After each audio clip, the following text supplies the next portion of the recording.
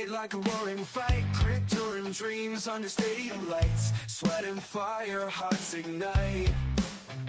Evening sports buffet, with the Ginch replay. Highlights while scores collide, it's a riot live tonight.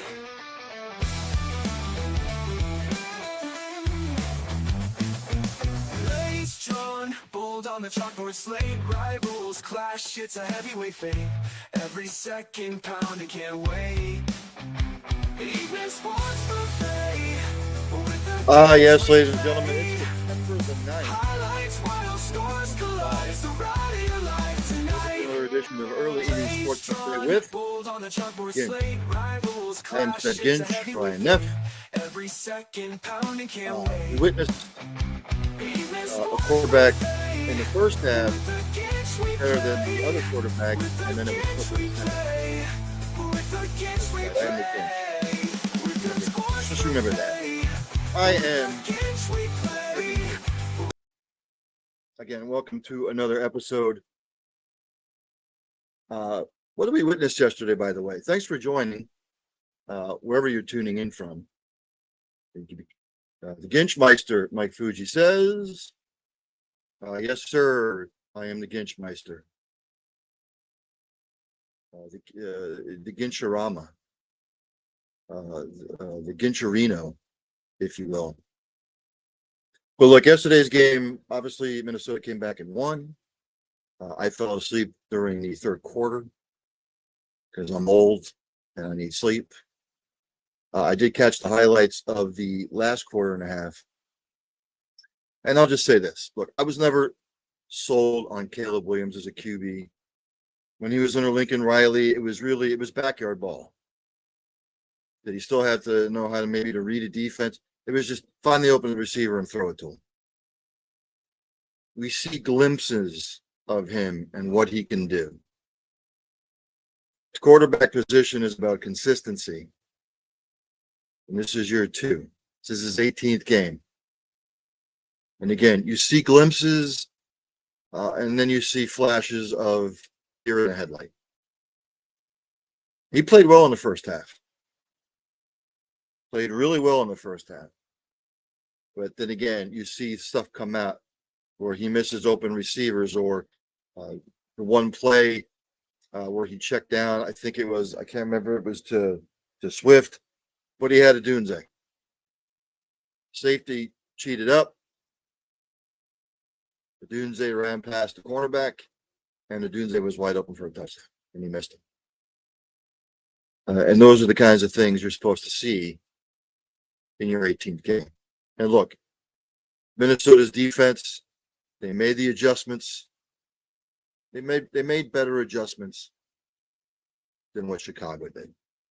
That's what it boiled down to. And J.J. McCarthy, he had it rough in the first half. Threw the pick 6. But then made the adjustments. Played with a little bit more confidence. Threw a couple of touchdown passes, ran for another. And clearly in the second half, J.J. McCarthy was the better of the two quarterbacks. But look, I'll say this till the day I die.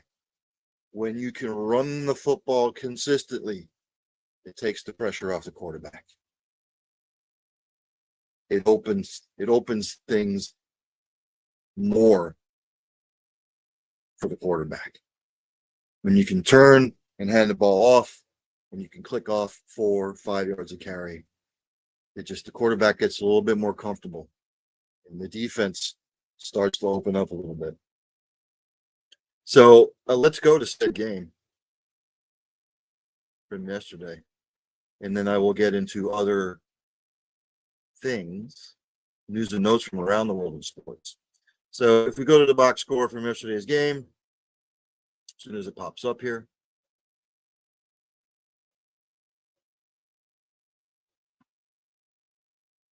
For the Vikings, McCarthy was 13-20 for 143 yards, 2 touchdowns, and a pick. Jordan Mason, 15 carries, 68 yards. Now, they only used Aaron Jones 8 times out of the backfield. That needs to change. A lot of people think that Jordan Mason will become the RB1 I am not one of those people. You didn't trade for Aaron Jones to have him be your second stringer. Aaron Jones and Justin Jefferson each had 44 yards receiving. They each caught a touchdown. Leading tackler was Joshua Metellus. For the Bears, Williams was 21 of 35, 210 yards, a touchdown, a pick. Remember, I think he completed the first 10 passes of the game. He was 11 of 35 after that. So, again, you see glimpses, defense made the adjustment, and then after that, he kind of looked lost. He was the leading rusher, 6 carries, 58 yards, and a touch. DeAndre Swift, 17 carries for 53 yards. DJ Moore, 3 receptions and 68 yards, was the leading receiver. Noah Sewell, 9 total tackles. Of course, if we go to the overall team stats, both teams were abysmal on third down, by the way. They were both 3 of 12 on third down, which is horrible. Neither of them really went for it on fourth down. Chicago went for it on the fourth down once, and they missed it. They each turned it over once. Rushing yards were even. Passing yards were basically even. It's just like I said. After they came out of halftime, I get it. McCarthy threw the pick 6. It was 17-6 at one point. Chicago was up. He thought maybe it was Chicago's night, but then Minnesota made the adjustments, both offensively and defensively. They basically shut Chicago down in the second half offensively, other than that late touchdown. And the Vikings, you could just see it. They made the adjustments. They were running the football. It freed up J.J. McCarthy a little bit more. He gained the confidence. And again, when you have, much like the Eagles, when Jalen can hand it off to Saquon, Saquon's ripping up 4, 5, 6 yards of carry. You feel more comfortable about the situation. When you can lean on that run game and you can lean on the offensive line, and the running game is working. And again, as much as it is a passing league, I will say it till the day I die. If you can run the football consistently, it just opens everything else up. If you can't run the ball consistently, especially in December and January, you're not making it to February. So that's just the way it is. Some news and notes from around the world in sports, ladies and gentlemen. As soon as, again, this updates. We all know about George Brittle. I call him George Brittle because he's always hurt. He's on the IR, which means he'll miss at least the next 4 games. Anyway, kicker Jake Moody, go figure.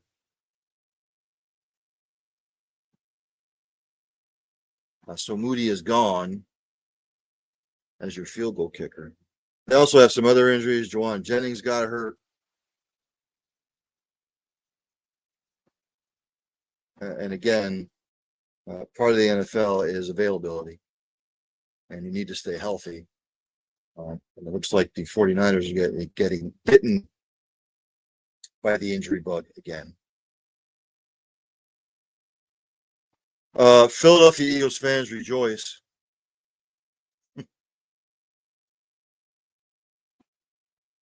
The NFL is fining him $57,222, which is pocket change, by the way. And they're also saying that the fact that he missed the entire game basically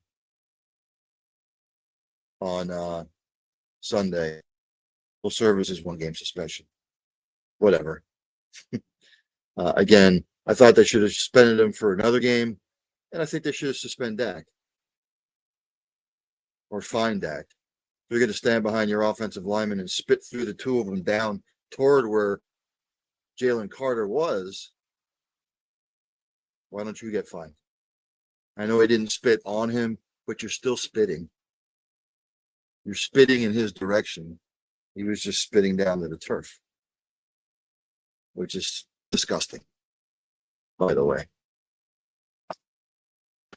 If things aren't bad enough for Tyreek Hill, his estranged wife is accusing him of domestic violence on 8 separate occasions.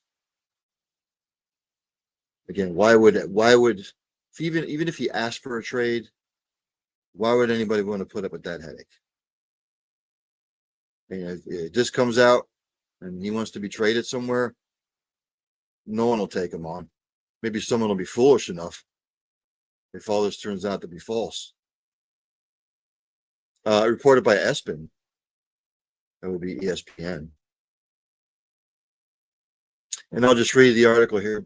According to documents obtained by TMZ, Keita Vaccaro alleges 8 separate incidents of domestic violence in filings related to the couple's divorce case. Of course, Hill's attorney said in a statement yesterday that the allegations are part of a shakedown, adding that they are an attempt to generate bad media coverage for Tyreek.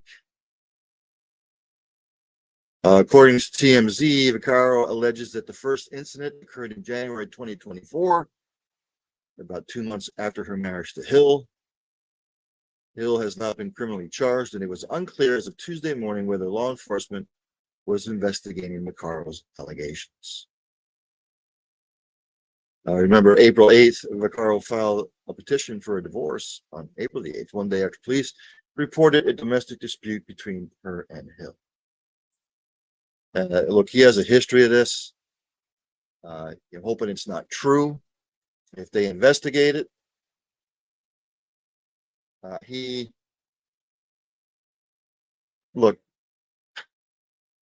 obviously has issues, other issues that need to be addressed, whether it's his mental illness. He has mental illness, his mental state. We don't know.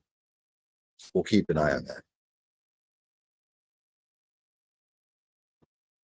The Pittsburgh Steelers, ladies and gentlemen, they are signing Jabril Peppers in wake of the Deshaun Elliott injury.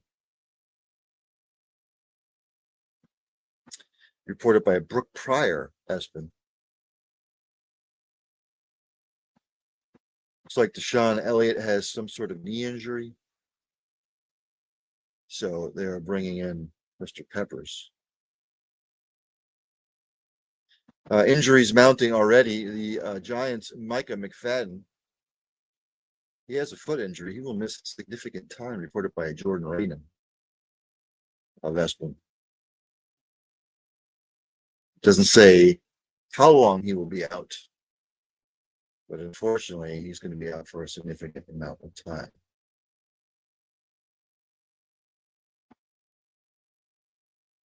Anybody who watched the new kickoff rules, there was a massive uptick in NFL kickoff returns in week 1. I can't stand the rule. I think it's bullshit. Go back to the way it used to be. But look, anything for safety, I guess. They outlawed the wedge. Then it was just regular kickoffs. When they had the kickoff rule last year, and now whatever idiotic kickoff rule they had this year.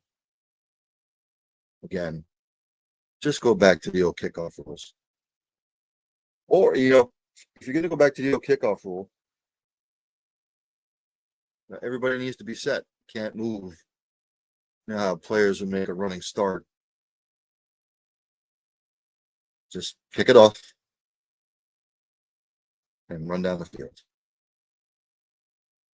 If you don't think players can still get hurt even with this new kickoff rule, you're smoking something.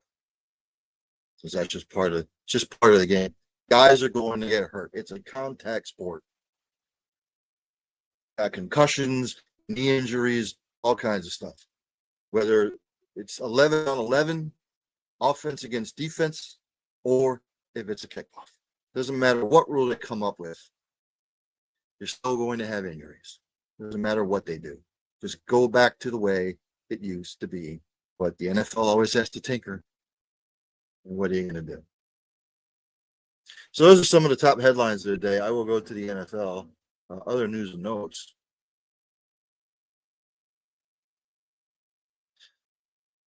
Sorry, those were the NFL headlines. Some other headlines from around the country and around the world. Josh Giddey has agreed to a 4-year, $100 million dollar extension with the Bulls. The Bulls.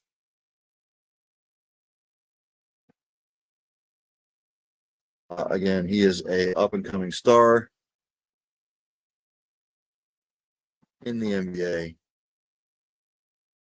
So he has signed that 4-year, $100 million extension with the Bulls. From the world of college football, Ohio State's Ryan Day is not a fan of proposed transfer portal changes. I saw this the other day and I forgot to mention it.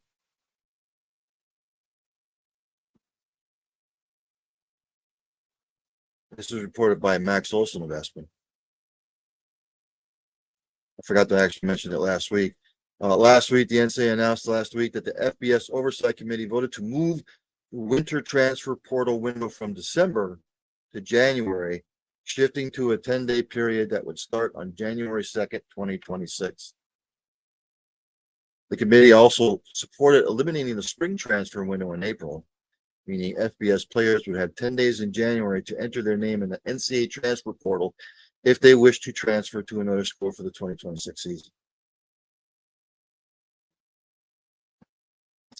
The Division I Administrative Committee must approve the legislative changes before they go into effect. They have to make that by October the 1st. But Day is, quote unquote, Day said, I don't think it's a good idea at all. And the conversations we had with the Big Ten coaches, I think the majority of them agree. I just don't quite understand how teams that are playing in the playoffs are expected to make the decisions and sign their upcoming players while they're still getting ready to play for games. It doesn't make any sense to me. Again, I will say this to the NCAA. Why not wait until the season is over? Don't have any transfer portals. Play the national championship game. After the national championship game, then you have a 10-day window in January to transfer wherever you need to transfer. And once that window is shut, you're done. No spring transfers, no December transfers, none of that shit. Play the season. You get through the bowl games, you get through the playoff, and then when the playoff is done, you have that 10-day window. And then once that 10-day window is closed in January, it's done. You're stuck wherever you are if you decide not to transfer.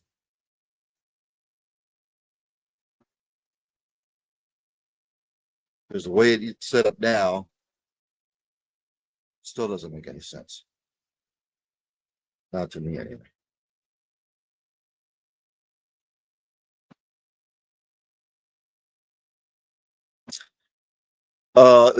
This is reported by the Associated Press, by the way. The family of Wander Franco has had him detained and admitted to a clinic. Remember, he was found guilty earlier this year of sexually abusing a minor. He was detained by police today and admitted into a clinic in the Dominican Republic for mental health issues. The request to have him detained and admitted came from his family. Police spokesman Colonel Diego Pesquera told the Associated Press. He noted that Franco's admittance into a private clinic in his hometown of Bani is not linked to any legal issues.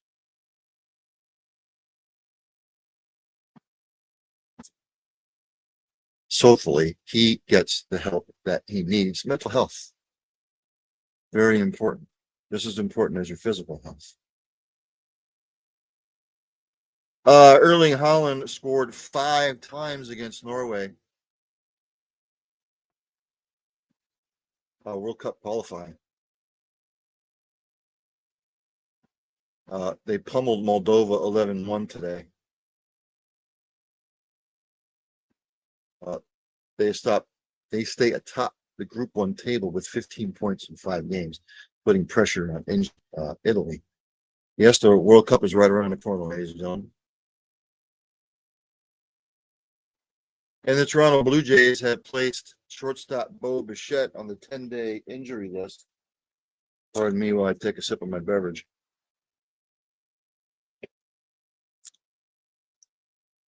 So, A little bad news for Toronto. Hopefully he can get back. Again, went over the NFL news. Let's go to Major League Baseball, shall we? Went over the standings yesterday. Let's look at the scores from yesterday, which most of you have probably taken a look at. But I will go over them again as soon as it pops up on my screen here.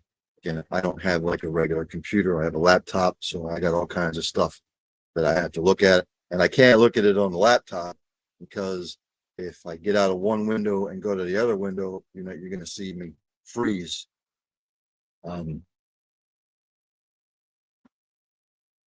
So I got all kinds of stuff going on. So yesterday, the Guardians beat the Royals 10-2. Nationals all over the Marlins 15-7. Phillies beat the Mets 1-zip. Mets fading, as they always do. Rays over the Cubs 4-1. The Rangers over the Brewers 5-0. Twins hammered the Angels 12-3. Padres beat the Reds 4-3. That was in 10 innings. Mariners beat the Cardinals 4-2. Giants beat the Diamondbacks 11-5. Red Sox blanked the Athletics 7-0, and the Dodgers over the hapless Rockies 3-1. In action tonight, full slate. Right now, top of the fourth, the Pirates and the Orioles are tied at 1 apiece. Bottom of the fourth, Guardians up on the Angels 1-zip. Top of the third, Nationals over the Marlins 3-1. Bottom of the second, Phillies over the Mets 3-0. Mid first, Tigers, Yankees scoreless. Bottom of the first, Astros up on the Blue Jays 2-0. Top of the first, Cubs, Braves scoreless. Later on, Rays at White Sox, Brewers at Rangers, Twins at Angels, Reds at Padres, Cardinals at the Mariners, Diamondbacks at the Giants, Red Sox at the Athletics, Rockies were at the Dodgers.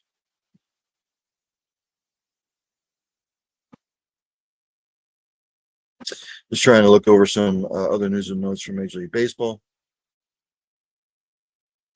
The Royals get back Mr. Witt and Mr. India back from injuries. Again, Kansas, like a lot of teams, are still mathematically alive for a wild card. So they're making the playoff push. Let's go to the ladies in the WNBA. Scores from yesterday, the Dream beat the Sun 87-62.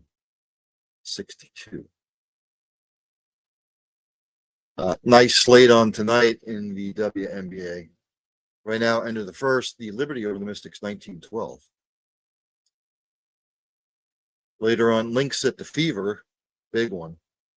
The Sky at the Aces, Sparks at the Mercury, Valkyries at the Storm, which should be a nice game there. Again, I went over the soccer yesterday. Didn't see any outstanding NHL news. We are probably, 4 weeks away from training camps for the NHL. Goes quick. Football goes quick. Summer goes quick. We're already into the almost second. We're into the second week of October, September already.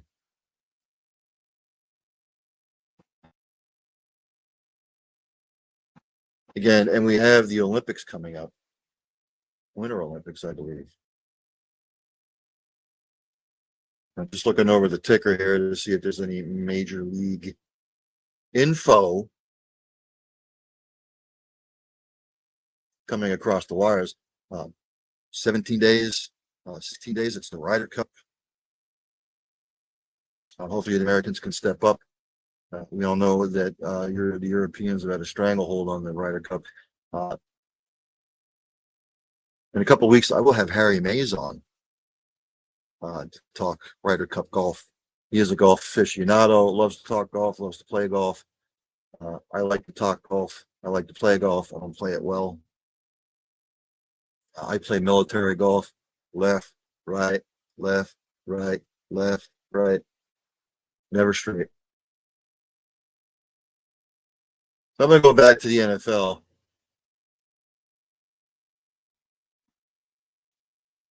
So how did your favorite team do, by the way? How did they look? Were you pleased with how your team played? Did they suck? What do you think they can improve on? Where do you think they might have surprised you? Questions, comments, criticisms, always welcome. After week one, ESPN came out with their rankings already. And I'll just go through the list here. In the 32nd position, they have the Saints. 31st position, they have the Giants. Carolina Panthers, they have in the 30th position. The Browns, 29th. The Titans, 28th. Patriots, 27th. A little disappointing from the Patriots this weekend. The Dolphins, 26th. We're just a friggin' dumpster fire right now. McDaniels lost the team. Again, they're horrible. I don't know what kind of effort they're going to put up this weekend. I don't think McDaniel makes it through the season.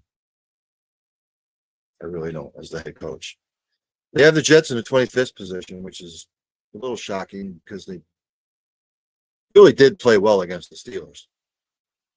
Again, the brain cramp with the personal foul, tackling guy out of bounds, the drop punt, all in the second half. There was no business why the Jets should have lost that game. 24th, they got the Bears. 23rd, the Colts. They have the Jaguars in the 22nd position. The Vegas Raiders, 21st. The Seahawks, 20th. They have the Cowboys in the 19th position in their power rankings after week one. The Cardinals, 18th. The Falcons, 17th. The Texans, 16th. The Steelers, 15th. 49ers, 14th. Although the 49ers are dealing with injuries right now.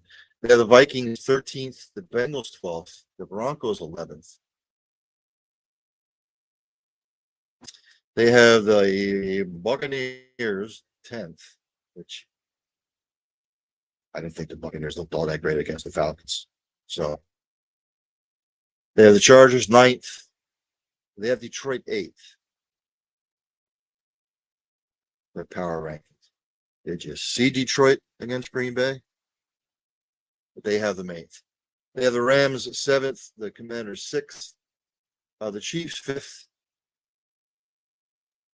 No. I'm not a homer. Chiefs are not going to be that good this year. Packers, 4th. The Ravens, 3rd. The Eagles, 2nd. And they've got the Buffalo Bills after week one, 1st in their power rankings. I see a lot of discussion on the whole Giants situation with Russell Wilson. Again, this is the Russ we've seen since 2023. He was Denver, 2022, 2023.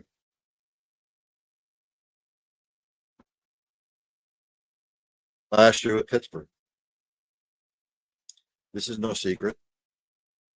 This is not breaking news. He's a shell of himself. He still has wheels. He can still get himself out of trouble, but he misses open receivers. He gets flustered in the pocket. I think if he struggles this weekend against the Cowboys, I know Brian Daboll has come out and said that he's going to be the starter for week 2. But if he struggles against the Cowboys, don't be too surprised if you see Jackson Dart get plugged in. Played in the SEC, Ole Miss, played under Lane Kiffin. Lane Kiffin has a pro-style offense. It's not like he can't read a defense. And why not? Why not? Cowboys drafted Troy Aikman back in 1989. They went 1-15. He got his ass kicked. I think that particular year, I think the Eagles sacked him 8 times the one game. Got his ass kicked. He was better for it. And they got the players around him. They tailored the offense to what he did well. And then he flourished. So why not just throw kids to the wolves? Caleb Williams, as of right now, shows glimpses. Bo Nix last year led the Broncos to the playoffs. Drake May, even though the Patriots didn't make the playoffs last year, he did well. Jane Daniels, offensive rookie of the year. Just plug them in. See what they can do. Why not?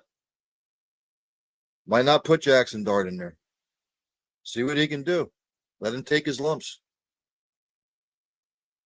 He won't get better unless he gets playing time.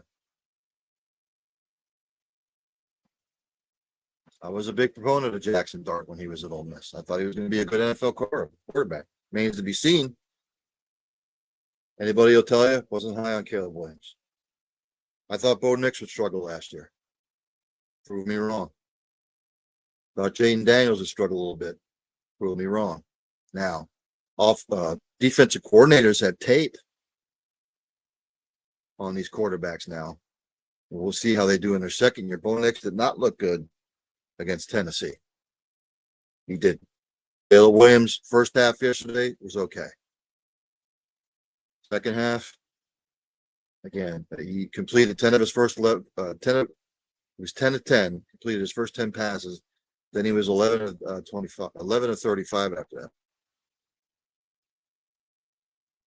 Defensive coordinators, when they make adjustments, you got to be able to make adjustments on the fly within a game. It's the chess match that goes on. All right. What has Minnesota done defensively? What sort of adjustments have they made that we need to now go back and tweak? Minnesota made the better adjustments yesterday. Chicago didn't. And again, Minnesota ran the ball better in Chicago yesterday too. When it mattered. In the third quarter, in the fourth quarter, Minnesota started to get that run game going. And it just opened up things for J.J. McCarthy.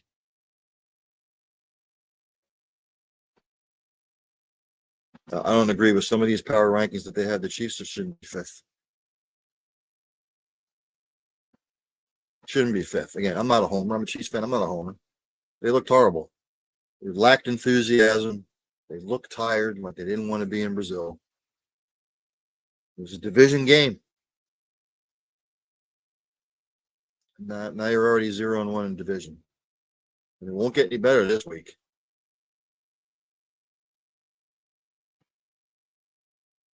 The Eagles will be out to prove. I know the game is in Kansas City, but the Eagles have already beaten Kansas City in Kansas City.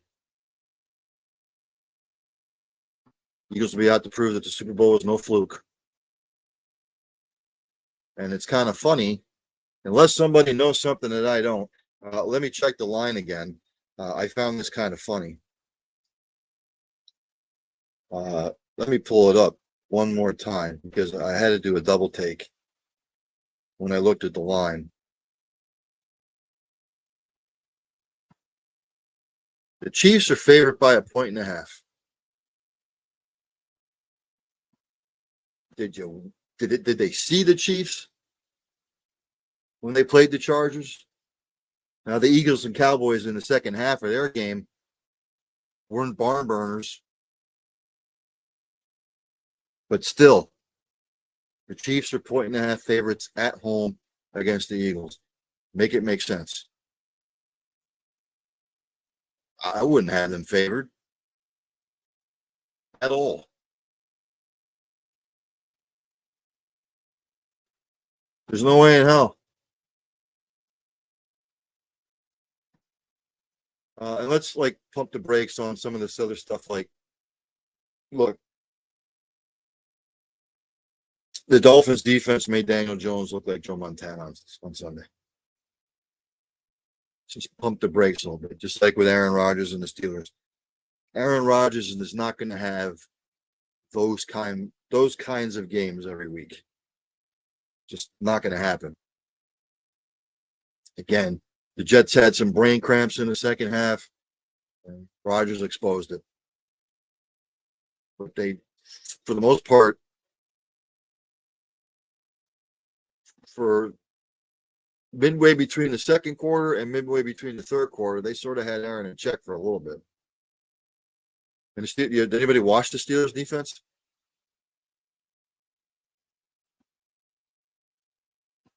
I will get more into all this between the 8 and 9 o'clock hour when I transfer and transition into end zone to end zone. Again, the NFL will dominate the next month and a half until everything else gets kicked in. Once NBA starts their camps, and then once the NHL starts their camps, and that should like the beginning, middle of October, that should all be taking place.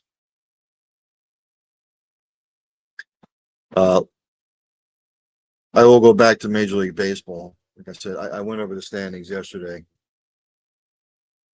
But again, if you missed it and you don't know playoff wise in the American League right now, as it stands today, the Mariners for the wild card round would be at the Astros, and the Red Sox would be at the Yankees.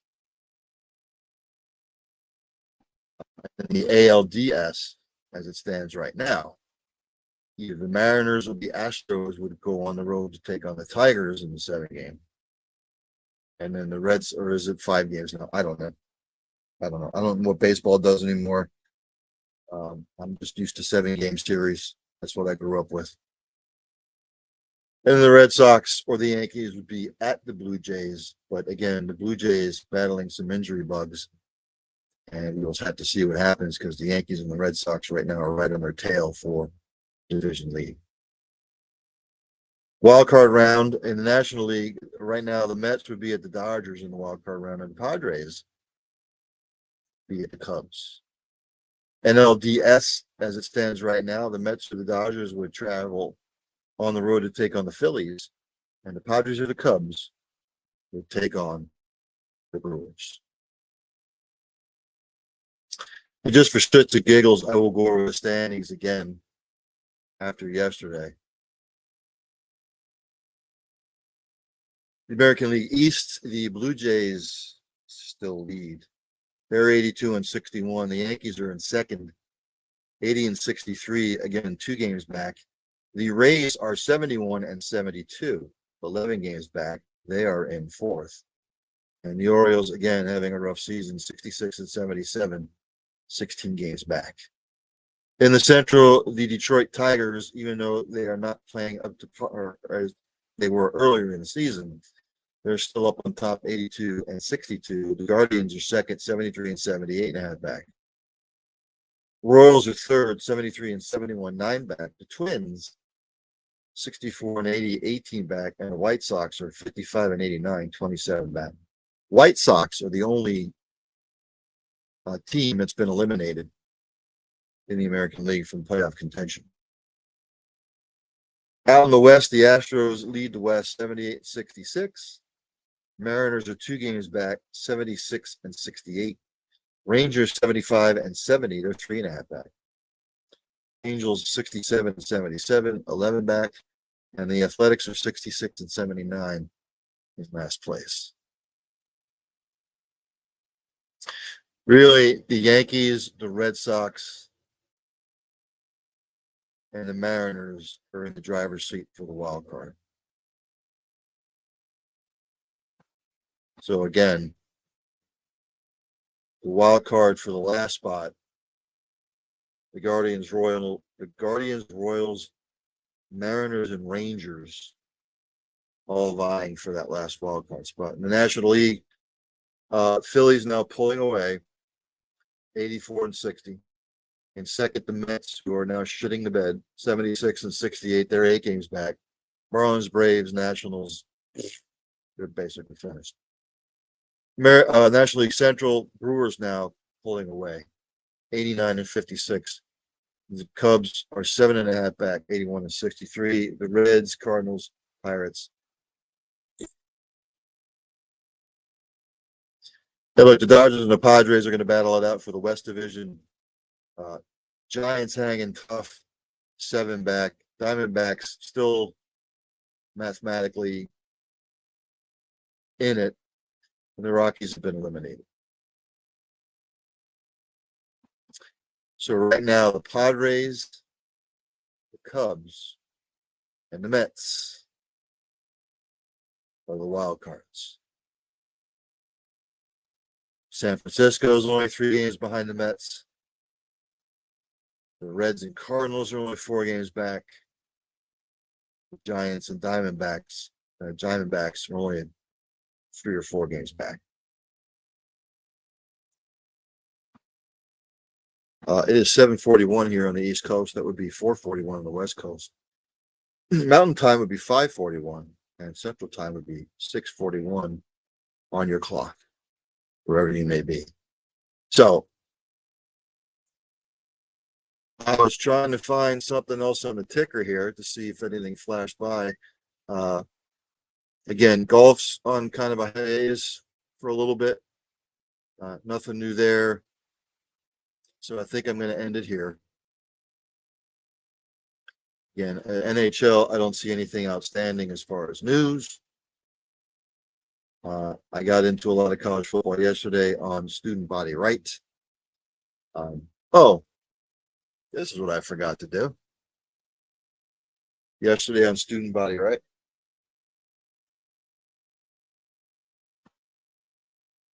I forgot to go over the top 25. Although I gave it away with going down the schedule and making my predictions yesterday. I'll use the AP top 25. Again, the AP top 25 and the coaches poll, they mean nothing anymore.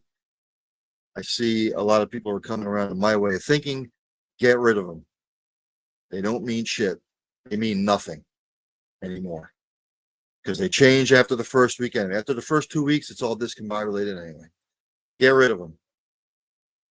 If Phil Steele and Street and Smith and all these publications want to come out with their top 25 and they want to go through everything in depth, let them.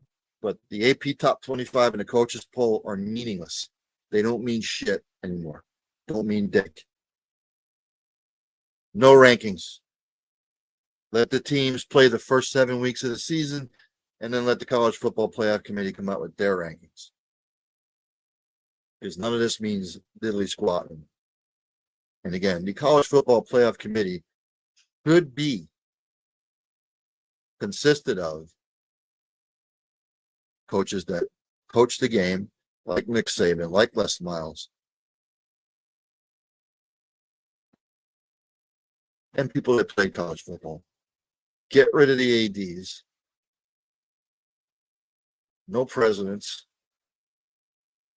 People who eat, sleep, breathe college football 24/7, watch all the games like I do from 12 noon until like 2 in the morning, from Saturday to Sunday. So I will go over the AP top 25 as it stands right now. They've got Missouri 25th, Auburn 24th, Michigan 23rd, Indiana 22nd, Texas Tech 21st, Utah 20th, Alabama 19th, South Florida up to 18th, Ole Miss 17th, Texas A&M 16th, Tennessee 15th, Iowa State 14th. They have Oklahoma 13th, Clemson 12th, South Carolina 11th, Florida State is 10th. Illinois is 9th, Notre Dame is 8th, Texas is 7th, Georgia is 6th. Miami's 5th, Oregon 4th, LSU 3rd, Penn State 2nd, and Ohio State. They still rank numero uno after I'd say it's week 3, week 2. And another thing before I close it up here, I forgot to give you my best bets if you're betting college football this week. I do a lot of research into this. Again, it's mostly guessing anyway. Some people guess better than others. Now this stuff is going to fluctuate. The spread. In fact, let me see what the spreads are.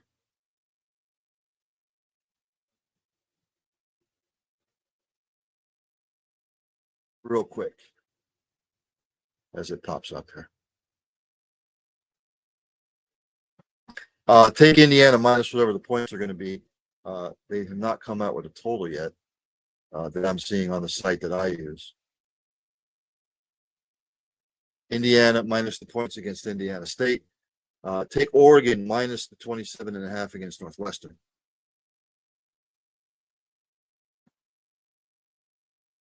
I know it might be a little bit of a letdown. Take Oklahoma. Oklahoma minus 23.5 against Temple.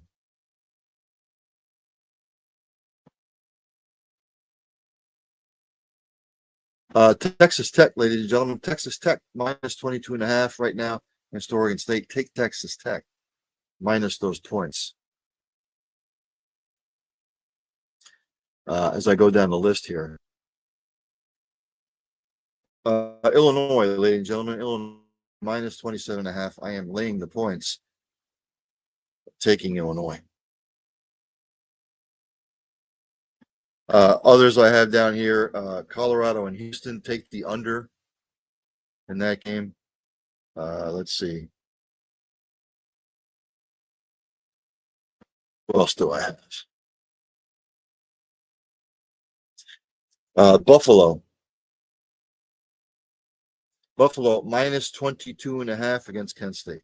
I am taking Buffalo minus 22.5 against Kent State.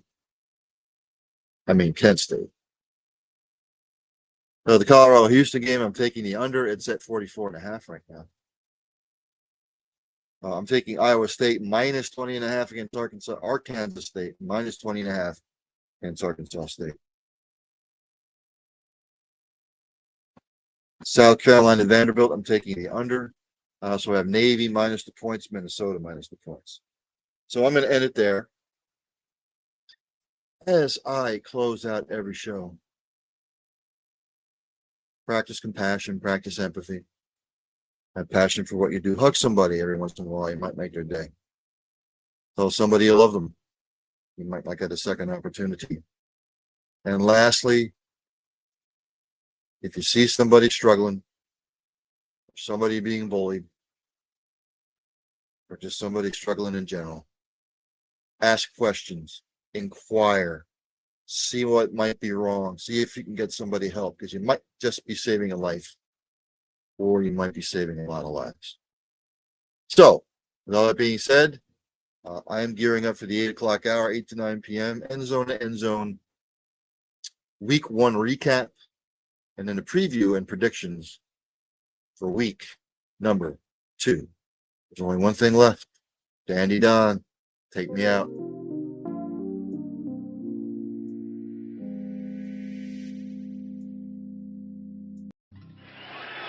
Turn out the lights, the party's over. They say that all good things must end. Call it a night, the party's over. And tomorrow and next year starts the same old thing again.